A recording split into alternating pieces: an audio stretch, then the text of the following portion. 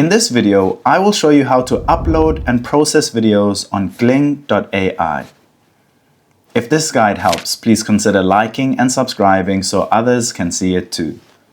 What's up guys, my name is Kyle from GuideWise. Once you're in Gling AI, you're going to click to upload a file, then select the file that you would like to upload and open. You can then choose what you would like to do with this video, extract shorts or edit with AI. So we are going to edit with AI. You can then select video spoken language. You can add multicam track or add another file. We are just going to select continue. You can then enhance your video, cut silences, cut bad takes, remove filler words, like and subscribe button.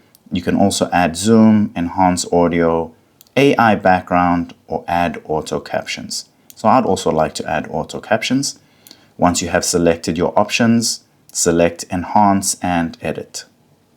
And just like that, AI has edited my video. It is 32 degrees here in Hong Kong, but it honestly feels like 100. And we are walking in the blazing sun. It's ridiculous, but the views are just amazing. If this video helped, don't forget to like and subscribe.